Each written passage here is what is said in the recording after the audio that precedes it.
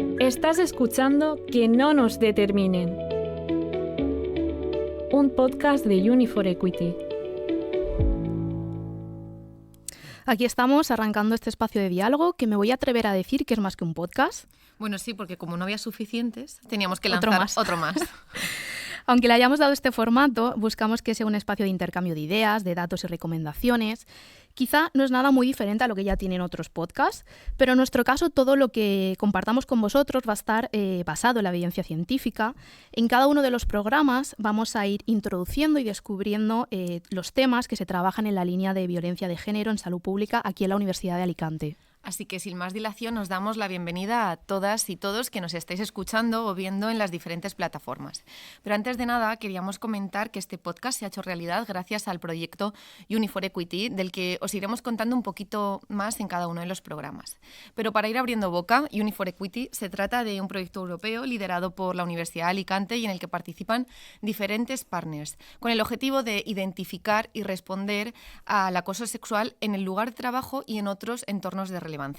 ¿No sabéis lo ilusionadas que estamos de emprender esta aventura juntas? Pues sí, porque yo creo que vamos a aprender muchísimo, pero sobre todo vamos a pasárnoslo muy bien.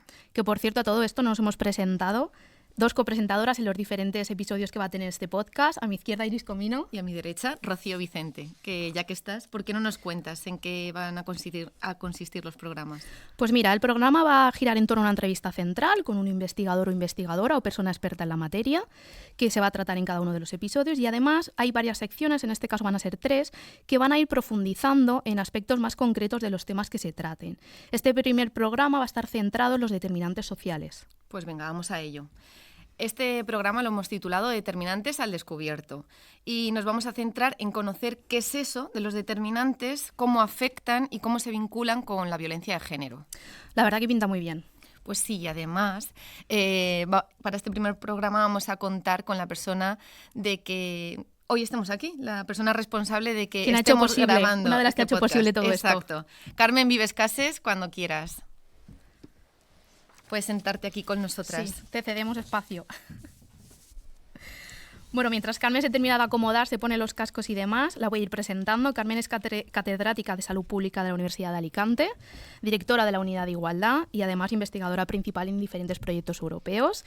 Carmen, tu currículum es muy extenso, entonces vas a entender que no lo compartamos todo, pero que sí lo dejemos para que nuestros oyentes lo puedan revisar en la web y en las diferentes redes sociales. Más que nada para que lo puedan cotillear, porque sabemos que es eso lo que más os gusta, el salseo. Lo primero de todo, ¿qué tal estás? ¿A gusto? Muy a gusto, ilusionada de ver hacia dónde nos lleva este proyecto y agradecida a vosotras y también al resto de compañeras de la línea de investigación de violencia de género y salud pública que vamos a ir conociendo en los próximos programas, porque sin vosotras esta locura no puede ser, no sería posible. Bueno, ilusionada porque madre mía la que has montado. En este primer programa, Determinantes al descubierto, ojo que esto arranca fuerte, Carmen.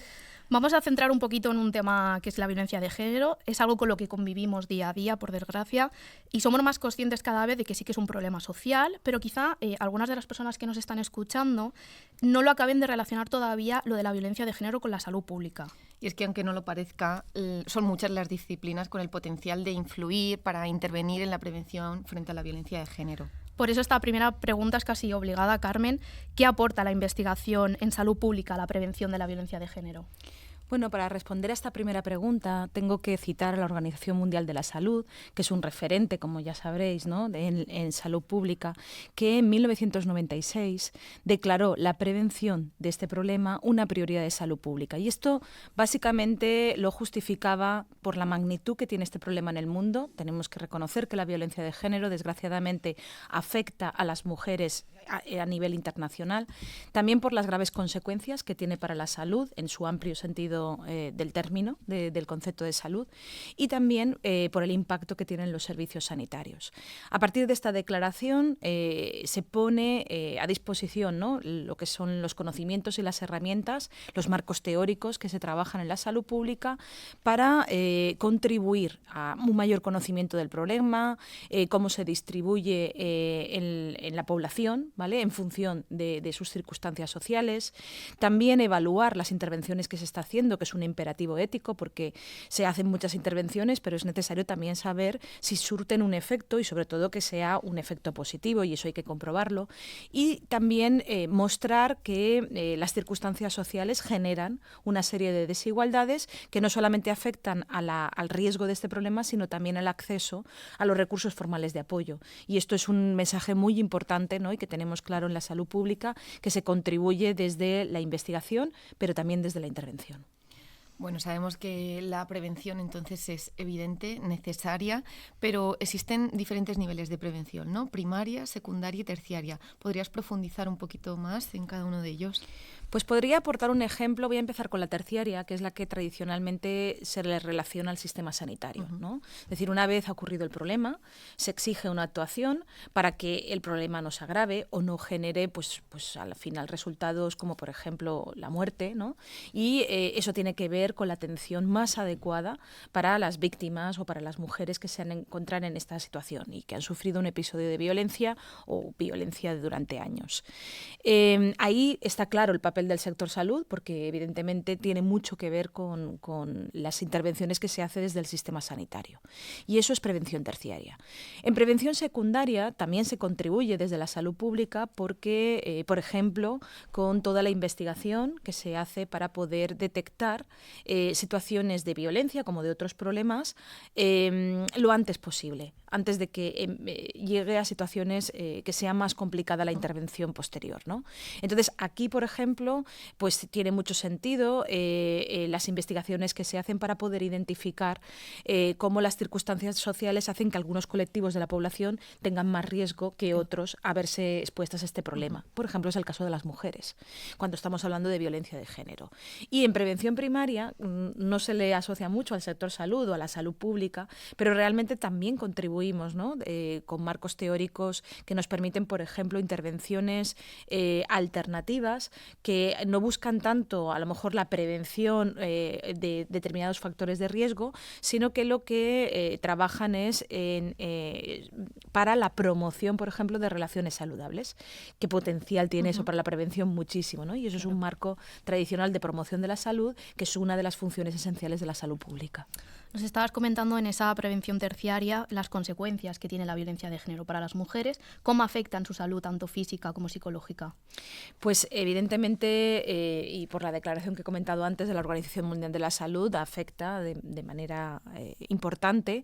Y bueno, pues por poneros un ejemplo, en el año 2006, por primera vez y única, se introdujo en la Encuesta Nacional de Salud una pregunta que nos permitía identificar exposición a violencia de pareja y otras formas de violencia, ¿no?, que podían sufrir las mujeres y otros colectivos de población.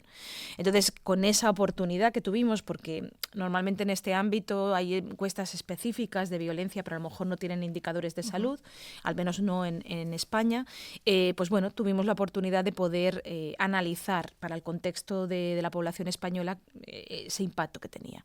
Y, por ejemplo, uno de los resultados que más nos llamó la atención es ver cómo las mujeres que se habían visto expuestas a situaciones de violencia de la pareja tenían un riesgo casi 5 veces mayor de sufrir infarto, una dolencia tan concreta, ¿no? Por supuesto, también tenían más riesgo que aquellas que no habían sufrido ninguna forma de violencia y específicamente no habían sufrido violencia de pareja, de otros indicadores de salud, otros problemas de salud que se conocen más, como es el dolor generalizado o los problemas de salud mental de tipo pues ansiedad o depresión, o también el consumo de psicotropos. Esto se conocía más, pero por ejemplo el ejemplo concreto del infarto no tanto. Quiero destacar aquí que estamos hablando de consecuencias para la salud que no solamente se manifiestan a corto plazo, sino, por desgracia, lo que se está viendo en estudios que te lo permiten en su diseño, como los estudios de cohorte, se está viendo que son consecuencias a la salud que en algunas ocasiones se mantienen en el tiempo. Entonces es importante tenerlo en cuenta y evidenciarlo para poder planificar las actuaciones. Vale, estas características de las que estás comentando, estos factores que se asocian a la violencia de género, los conocemos como determinantes, ¿no? Y la mejor forma de identificar estos determinantes es conocerlos. Así que para ello vamos a hacerlo de la mano de nuestra compañera Ariadna, estrenando la sección Más Conciencia. Más conciencia. Unos cuantos apuntes para tener más conciencia sobre el tema de hoy. ¿Qué son los determinantes sociales de la salud? Pues estos son definidos por la Organización Mundial de la Salud como las circunstancias en que las personas nacen, crecen, trabajan, viven y envejecen, incluido el conjunto más amplio de fuerzas y sistemas que influyen sobre las condiciones de la vida cotidiana. En otras palabras, todos aquellos factores personales, sociales, políticos y ambientales que nos condicionan. Por ejemplo, las personas no elegimos dónde nacemos, por lo que el contexto en el que nos encontremos va a influir en nuestra vida y, por tanto, en nuestra salud. ¿Es lo mismo nacer en España que nacer en Estados Unidos o en Gaza?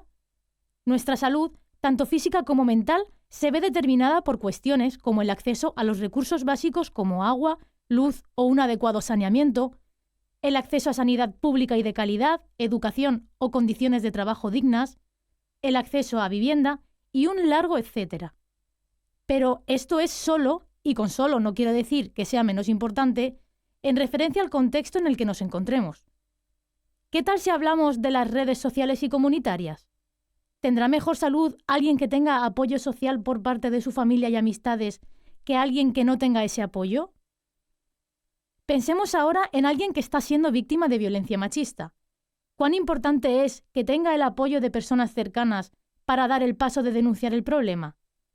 Y no solo esto es clave, también entran en juego los recursos que existen y que están disponibles a nivel comunitario, como son los centros 24 horas, los puntos violeta, así como la respuesta que se recibe por parte de las instituciones, pues también repercute en la confianza y la accesibilidad para denunciar cualquier situación. Ahora pensemos, ¿es lo mismo ser hombre que ser mujer en la sociedad? El sexo con el que nacemos está cargado de normas culturales que nos dicen cómo tenemos que ser o actuar, dependiendo de si somos mujer u hombre. Lo que es el género, vaya. Y a raíz de ello, desde la infancia se nos educa y se nos socializa de forma distinta, teniendo consecuencias diferentes y negativas para ambos. En conclusión, aunque solo hayamos dado unas pequeñas pinceladas sobre los determinantes sociales de la salud, podemos decir que explican gran parte de las inequidades sanitarias que hemos tenido a lo largo de la historia y que a día de hoy seguimos teniendo, que son evitables e injustas. ¿Qué queremos nosotras? Que no nos determinen.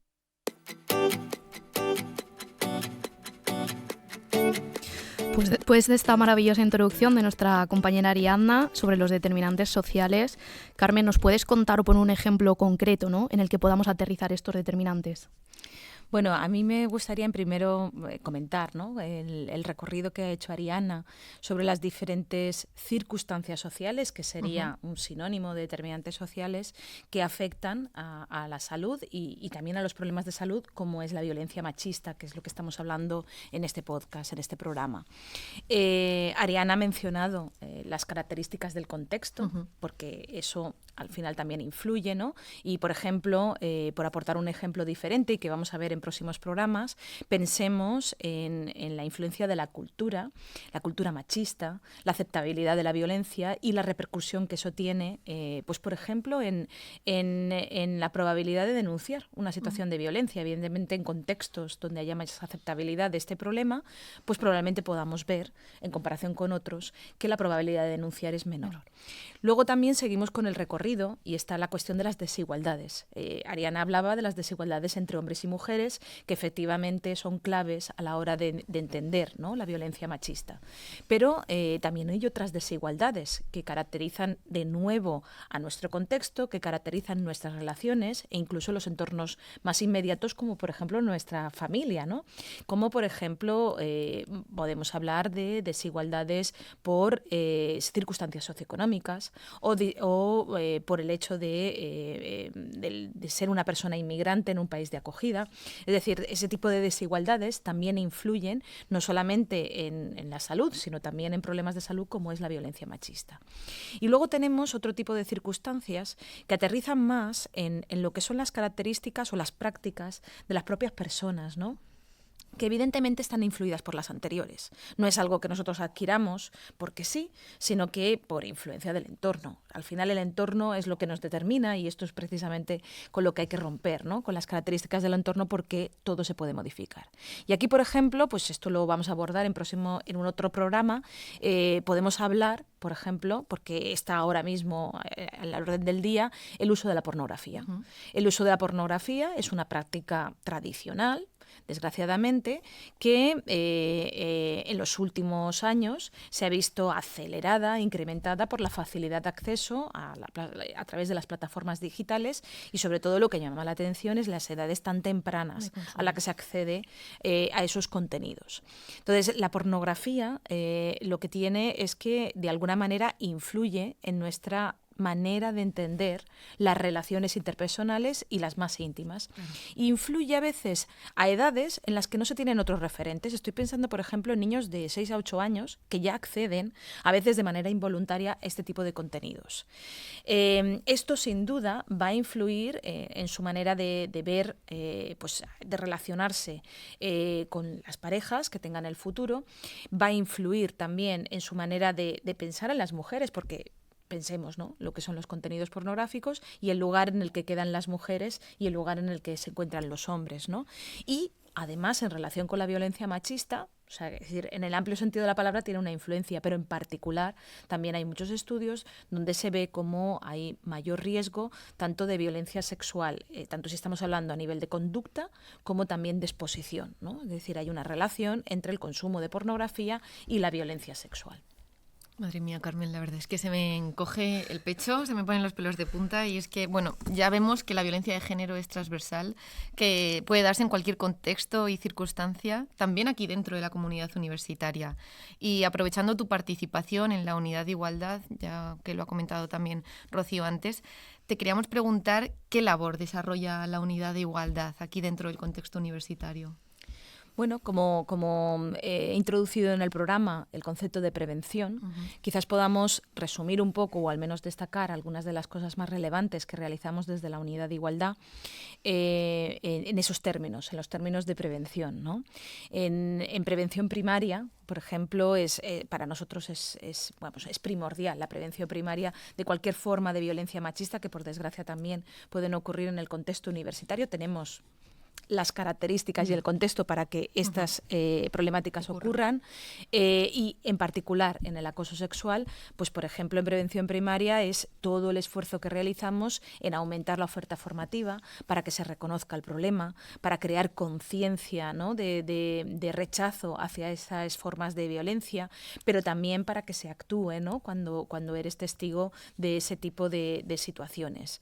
En prevención secundaria también trabajamos para detectar ese tipo de situaciones lo antes posible, y ahí, por ejemplo, pues estamos haciendo una actividad ingente para hacer cada vez más accesible toda la información que volcamos en la página web y en la aplicación específica de la Universidad de Alicante, para que se sepa, se manejen bien conceptos que a veces hay mucha confusión, como es el acoso sexual, ¿no? Claro. ¿Qué es y no es acoso sexual? Y que también se dé a conocer que no solamente la universidad actúa frente al acoso sexual, sino que también hay muchas formas de sexismo y de machismo a las que nos podemos ver expuestas, y que evidentemente la universidad rechaza y actúa frente a ese tipo de situaciones para que no lleguen a consecuencias peores, ¿no? Y luego en prevención terciaria, aquí te diría, pues por ejemplo, antes del verano mejoramos el protocolo que ya existía, ¿vale?, de atención al acoso sexual y otras formas de violencia machista. Además tenemos también otro protocolo para otras formas de discriminación, por ejemplo, por orientación sexual. Entonces, este tipo de herramientas de alguna manera protocoliza o sistematiza pues una práctica, o de alguna manera nos sirve a nosotras como de guía para poder dar la atención mejor en los casos en los que pues llegan y llegan a la unidad para denunciar que han sufrido una situación de acoso de todas estas características. Dentro de esta prevención también sabemos que existe el voluntariado en violencia de género dentro de la unidad de igualdad, un poco para actividad para sensibilizar al estudiantado. Y bueno, hemos querido preguntar a esta parte de jóvenes qué piensan de este tipo de iniciativas, de cómo su participación puede contribuir a visibilizar la violencia de género. Y para ello nuestras compañeras Marina y Esther se han liado un poco la manta a la cabeza y han decidido salir al campus y preguntar a estos alumnos y alumnas qué piensan. Venga, pues vamos a escucharlo. Esto es Trabajo de Campus, un espacio centrado en darle voz a la comunidad universitaria. Estudiantes, profesorado y personal de la Universidad de Alicante responden a nuestras preguntas.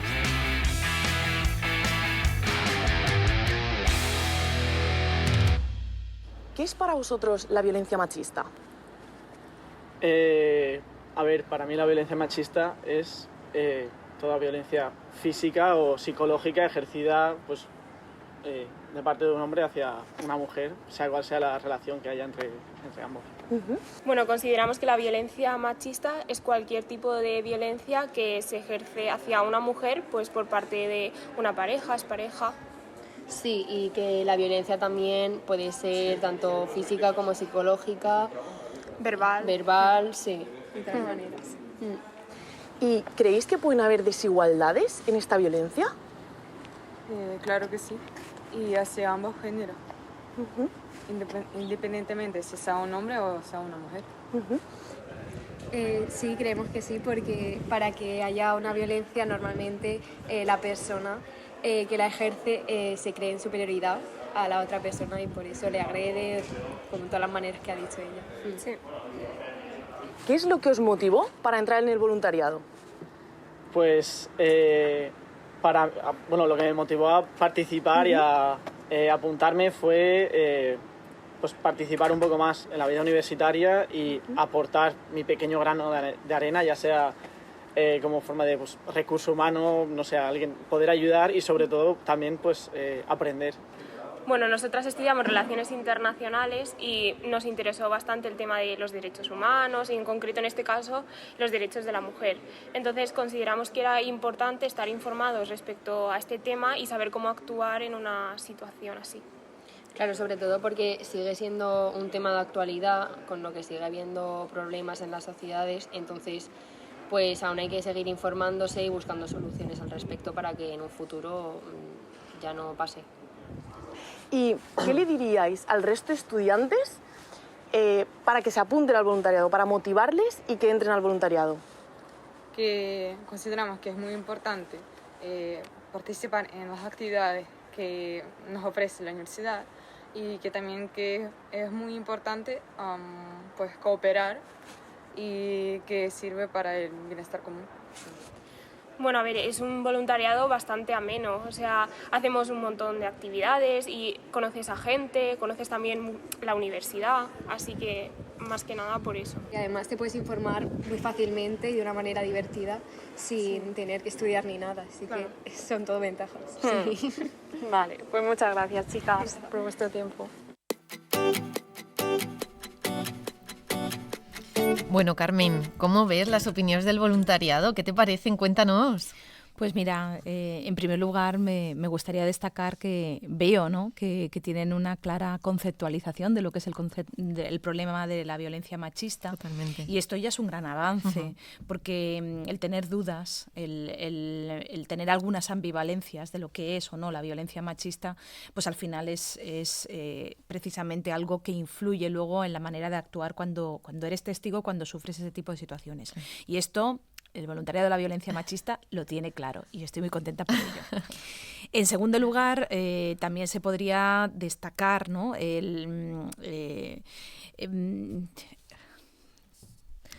interés, ¿no?, el claro interés, ¿no?, que muestran por implicarse en todo lo que tiene que ver, ¿no? El trabajo que hacemos en la universidad de rechazo contra la violencia machista. Si te das cuenta en sus testimonios, cuando dicen por qué o cuando quieren animar a otras personas, en parte también están pensando en la necesidad o en la responsabilidad de actuar ante este tipo de situaciones. Y esto tiene un gran potencial, porque al final es voluntariado que ahora a corto plazo está formándose y está contribuyendo, ¿no? Desde diferentes iniciativas que les vamos proponiendo y que ellos mismos nos proponen a nosotras para poder hacer actuaciones en la universidad, pero al final son estudiantes. Claro. Son estudiantes que se van a llevar todo ese aprendizaje a sus futuros, ¿no? A sus futuros profesionales y como persona. Entonces tiene un gran potencial, yo creo que, y da sentido a lo que realizamos o lo que pretendemos en la universidad, que es al final el realizar acciones que luego repercuta en el resto de la sociedad, y eso también hay que destacarlo. Luego, bueno, pues hay cuestiones, ¿no? Como el tema de las desigualdades, en el que, como veis, está claro, ¿no? El que encuentran una desigualdad entre hombres y mujeres, por ejemplo, y que justifican o que es el pilar básico para explicar lo que es la violencia machista, pero en cambio tienden a hacer, que es algo bastante habitual, ¿no? Pensar que las mujeres en situación de violencia o que han sufrido diferentes formas de violencia machista son con un colectivo social homogéneo, ¿no? Y esto realmente no es así, ¿no? Y cuesta poder explicar que las circunstancias sociales nos hacen diferentes y que a veces también nos ponen en desventaja, pues por ejemplo, pues poniéndonos más obstáculos a la hora de poder salir de ese tipo de situaciones.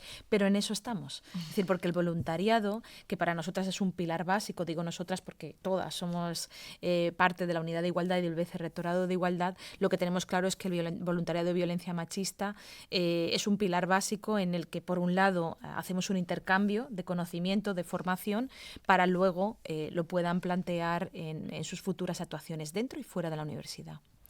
Y además de este voluntariado, ¿qué otras iniciativas está promoviendo la Unidad de Igualdad para abordar un poquito el acoso sexual dentro de la comunidad universitaria? Bueno, específicamente sobre el tema del acoso sexual, trabajamos en la línea de formación, pero formación no solamente para el voluntariado, sino también para el resto de la comunidad universitaria, porque es importante formar con diferentes objetivos. Uno, para concienciar, para saber más sobre esta problemática, las consecuencias que tiene y la posición que debe adoptar, ¿no?, la comunidad universitaria frente a este tipo de situaciones. Estamos también trabajando en formar para que las personas, cuando presencien un tipo de actuaciones, sepan detectarlas o sepan responder adecuadamente, porque normalmente cuando una persona sufre ese tipo de situaciones no se viene directa a la Unidad de Igualdad. Claro, busca apoyo alrededor. Claro, entonces las redes informales de apoyo son muy importantes, y es muy importante el que tengamos claro que el acoso sexual es un problema tan complejo que tenemos que combatir entre todos y todas, ¿no? Pero también hay otras, ¿no? Hay influencias sobre las normativas que manejamos, porque el acoso sexual ocurre en la universidad, pero en parte influido por los mecanismos o por las dinámicas, ¿no?, de trabajo que son características de la universidad, como de cualquier otro ámbito de trabajo, y esto no hay que obviarlo. Hay que hacer acciones para poder, de alguna manera, transformar, revertir, cambiar, mejorar esas condiciones o esas características del contexto que también explican que se den esas situaciones de acoso sexual en la universidad. Y luego la parte de información y atención. Ahí yo quiero destacar e invito también a la comunidad universitaria que nos esté escuchando a que visite nuestra página web. Dentro de la página web del Vicerrectorado de Igualdad se encuentra la Unidad de Igualdad, y dentro de la Unidad de Igualdad tenemos la página de violencia machista. Entonces, en esa sección web de la página de la Unidad de Igualdad damos información no solamente sobre el protocolo o sobre digamos, la oferta formativa que realizamos, sino también derechos. Es decir, hay derechos que tienen las víctimas de violencia de género y sus hijos e hijas que forman parte de nuestra comunidad universitaria y están disponibles en esta sección. Una sección a la que se puede acceder, por ejemplo, directamente con la aplicación del UA Cloud, de la aplicación de la Universidad de Alicante que tenemos en nuestros móviles. Entonces, se le llama Punto Violeta, porque nuestra idea de Punto Violeta desde la Unidad de Igualdad es que el Punto Violeta tiene que estar activo todos los días del año y no solamente presencialmente en días clave como el 25 de noviembre. Entonces, para que sea así, tenemos una sección específica de Punto Violeta en la aplicación de la Universidad de Alicante, que te lleva directamente a la página web de violencia machista. Pues muchas gracias, Carmen, por dar este recurso, porque yo estoy segurísima de que muchísima gente no tiene esta información. Así que, pues ya sabéis, todas las personas que nos estéis escuchando, tenemos muchísimos recursos aquí en la Universidad de Alicante con los que podéis contar. Yo te quería preguntar, Carmen, porque has hablado antes del tema de las desigualdades sociales, las desigualdades sociales asociadas a la violencia de género, la violencia machista, pero en el contexto más concreto del acoso sexual, ¿nos podrías contar un poquito más? Bueno, en el acoso sexual se sabe, ¿no?, que es una problemática que evidentemente pueden sufrir hombres y mujeres de diversas características, pero hay colectivos de especial riesgo. Entonces ahí es tajante, por ejemplo, dentro de la comunidad universitaria, las mujeres. Dentro también de la comunidad universitaria hay que prestar atención también a los colectivos LGTB, porque también son un colectivo en las que se ha registrado un mayor riesgo, donde se concentra una prevalencia preocupante. Y luego también dentro de lo que es, todos los que formamos parte de la universidad, destaca sobre todo la gente joven y estudiantes. Es decir, tu posición dentro de la comunidad universitaria también tiene que ver con el riesgo hacia este problema. Y claro, todas estas circunstancias hay que tenerlas en cuenta, ¿no? Es decir, hay que tenerlas en cuenta a la hora de trabajar en la prevención de este problema. También dentro del acoso sexual encontramos proyectos europeos como el Uni for Equity, ¿no?, que desde la Unidad de Igualdad se está trabajando. Cuéntanos un poco de qué va este proyecto. Bueno, Uni for Equity, en primero hay que situarlo dentro de un proyecto de los distintos que hemos tenido dentro de la línea de investigación de violencia de género y salud pública. Hemos estado durante los últimos, casi te diría 20 años, ¿no?, trabajando en diferentes problemáticas, sobre todo centradas en lo que son los determinantes sociales de la violencia de género, y casi siempre la mayoría de nuestros proyectos eran sobre violencia contra las mujeres en la pareja. Pero Uni for Equity surge en un contexto de oportunidad, y es que, hace 3 años tuve el privilegio de entrar a formar parte de la Unidad de Igualdad, dirigiéndola. Entonces, en ese momento, pensé en la oportunidad, ¿no?, de plantear una investigación, pero que al mismo tiempo sirviera para, de alguna manera, enriquecer, reforzar el trabajo que se llevaba haciendo desde la unidad antes de que yo empezara en la dirección y que, evidentemente, ahora mismo continuábamos. Entonces, Uni for Equity surge en este contexto. Entonces, en este contexto nos dimos cuenta que en relación con la violencia machista en la universidad, nosotros atendemos todas las formas de violencia machista, pero el acoso sexual, salvo el tema del protocolo, no estaba recibiendo, hasta ahora no recibía tanta atención, por ejemplo, en nuestras campañas, en la propia formación. Se mencionaba, pero no tenía ese lugar central que debe de tener, ¿no?, teniendo en cuenta la prevalencia de este problema en el contexto universitario. Y así surge Uni for Equity.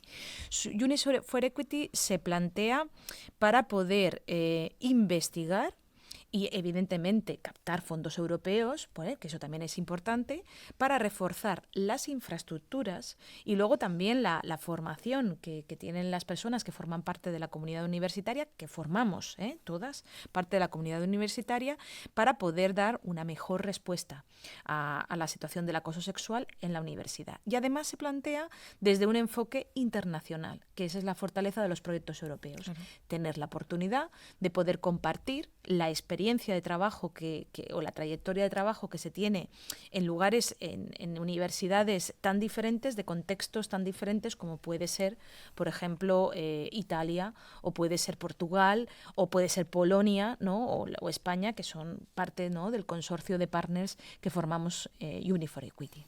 Bueno, qué interesante. Me quedo con muchas ganas de saber más. Vamos a saber más porque tenemos una pildorita en cada uno de los programas que va a ir avanzando, qué está pasando con este proyecto. Genial.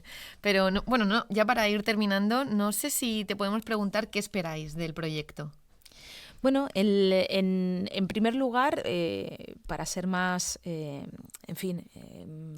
¿cómo podríamos decirlo? Seguro, lo que esperamos es reforzar nuestras infraestructuras para la prevención del problema específico de acoso sexual. Esto es seguro. Es decir, ahora mismo estamos trabajando en ampliar la oferta formativa que nos permita actuar frente al acoso sexual y otras formas de violencia machista. Esto seguro, es decir, esto empieza con Uni for Equity y se va a quedar, igual que Qué este bien. podcast, que eso es lo que yo espero.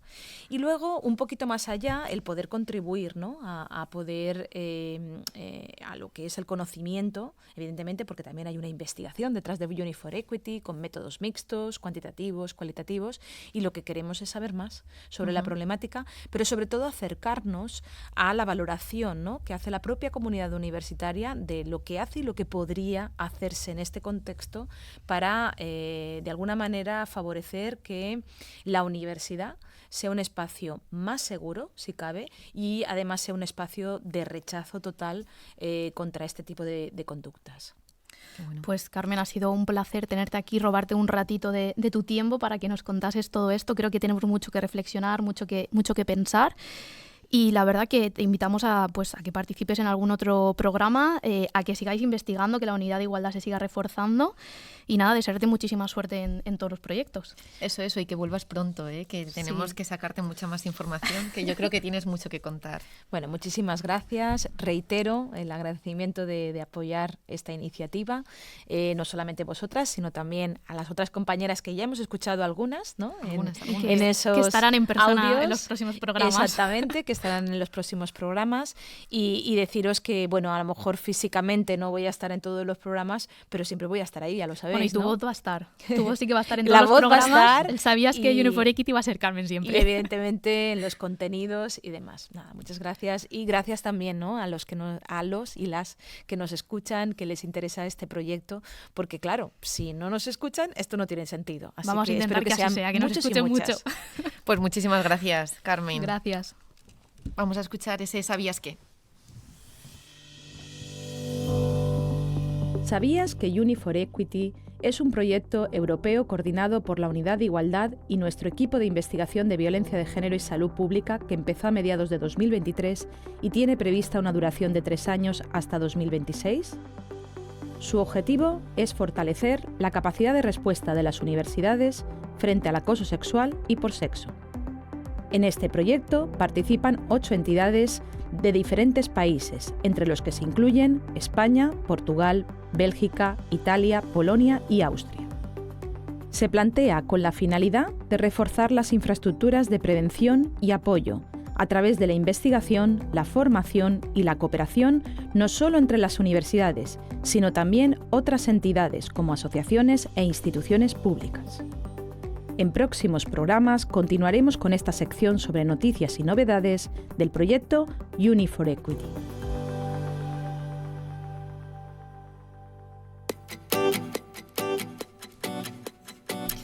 Bueno, Rocío, vaya programa, ¿no? Qué intensidad. Intensidad, sí. Yo creo que tenemos mucho contenido aquí para la reflexión.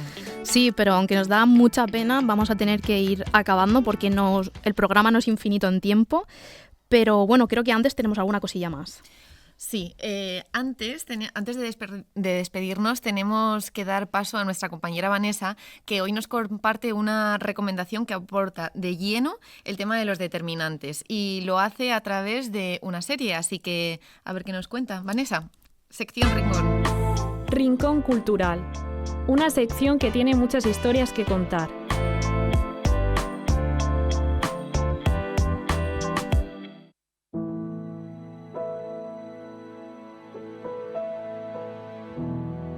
Para este primer programa os traemos una serie que refleja perfectamente lo que se ha contado sobre todos esos determinantes, que hacen que la violencia se pueda dar de forma más probable y que también puedan hacer que ésta se mantenga en el tiempo.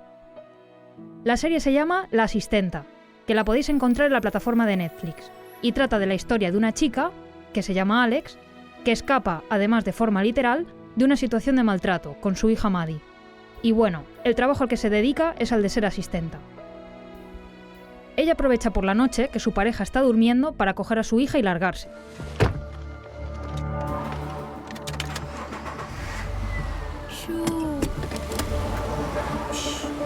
Luego la ponemos. ¿Qué estás haciendo? ¿Qué estás haciendo? ¿Qué estás...? A partir de aquí, pues se desarrolla toda la historia, hacia adelante y hacia atrás. Nos cuentan cómo ha conocido a su expareja, qué fue lo que pasó para que ella decidiese huir, etc. Pero claro, ella escapa y cuando va en el coche se pregunta: ¿ahora qué? ¿A dónde voy? ¿A quién puedo recurrir? Esto mismo ya es un problema porque le hace falta información sobre qué hacer en estas situaciones. No tiene tampoco a quién recurrir porque las personas con las que se ha relacionado están ligadas a su expareja, por lo que le dirían qué hace y dónde ha ido. Esta situación está ligada al patrón que se sigue por parte del agresor con respecto a la víctima, donde una de las características es el aislamiento social. Luego está la relación que ha tenido con su padre, que fue prácticamente nula. Se separó de su madre cuando tenía 4 años. Además tenía problemas con el alcohol. Y la relación con su madre es inestable, ya que no tiene una buena salud mental. ¿Y tu madre? Aquí pone que vive cerca. Prefiero dormir en el coche. ¿Tu padre? Mi familia no es una opción. Esta falta de un buen apego emocional es algo que también va a determinar el cómo ella se relaciona en su edad adulta, donde es muy posible que sus relaciones se basen en la dependencia emocional. Además de sin obviar que el hecho de que sea mujer también va a ser un determinante de peso para poder ser víctima de violencia de género, junto con los que he nombrado. Por tanto, estamos hablando de una chica que ha tenido una hija a los 22 años con este chico, que no ha podido hacer estudios superiores, no trabaja, las condiciones de vida en las que ha vivido hasta entonces con este chico tampoco han sido buenas, no tiene muchas relaciones sociales, no tiene control sobre el dinero. Claro, ¿esto va a determinar la vida de la chica? Evidentemente. ¿Qué probabilidades hay de que ella vuelva con su agresor? Pues muchas. Además de que la violencia pues no termina ahí. Recordemos que tienen una hija en común, que hay temas de custodia, que ella no puede llevarse a la niña así porque sí, y durante el transcurso de la serie pues vamos viendo qué tipos de violencia se utilizan. Es que el padre de Maddie bebe y... se le va la cabeza y golpea cosas. ¡Esto es un puto cuento de hadas, Alex! ¿Te pega? No. ¿Pega a Maddie? No. También estamos hablando de que todo esto transcurre en un contexto como el de Estados Unidos, donde todo está privatizado. El acceso a los recursos básicos es muy difícil, y para obtener acceso a ayudas del Estado tienes que estar bastante mal económicamente, lo que supone trabajar un número limitado de horas para obtener ayudas, que teniendo una hija que mantener más todo lo que conlleva, es un poco un círculo de pobreza que se muerde constantemente la cola. Sinceramente, sin trabajo, no puedo hacer nada. Vale. No encontraré trabajo si no tengo guardería. Bueno, tenemos acceso a becas para guarderías una vez que tengas trabajo. ¿Necesito un trabajo para tener una guardería para tener trabajo? ¿Qué clase de broma es esta? Esta serie muestra una realidad dura. De hecho, yo he tenido que verla a pequeñas dosis porque he empatizado mucho con la protagonista. Tanto que hasta también he empatizado con el agresor, como hace ella, como a través de sus ojos. Y me he sorprendido mucho en este sentido. La recomiendo, al fin y al cabo, porque ayuda de forma visual a identificar todos estos determinantes que nos rodean y que también nos definen. Pues ahora sí, Iris, nos toca despedirnos, pero antes que no se nos pase, que tenemos aquí en la pantalla iluminada el hashtag que nos pueden escribir al descubierto y nos pueden dejar sus opiniones sobre esta serie, recomendarnos otro tipo de series, libros, películas que piensen que puede funcionar dentro de los determinantes o de cualquiera de los temas que vamos a ir proponiendo. Sí, porque vaya repaso ha hecho Vanessa. Yo la verdad es que me quedo con Completísimo. muchas ganas de ver esta serie. Y nada, muchísimas gracias. Esperamos que os haya gustado, que también estos programas sirvan un poco para que reflexionemos, para que introduzcamos y nos metamos de lleno en todos estos temas de la línea de violencia de género y nos vemos en el siguiente. Pues hasta luego, muchísimas gracias, compi, y hasta la próxima. Adiós. Si quieres estar al tanto de todas las novedades de Que no nos determinen y no perderte ninguno de nuestros episodios, síguenos en Instagram. Suscríbete a nuestra lista de reproducción en Spotify o al canal de YouTube de la UA. Además, puedes consultar más información sobre el podcast en la pestaña de Uni4Equity dentro de web.ua.es/unidad-igualdad.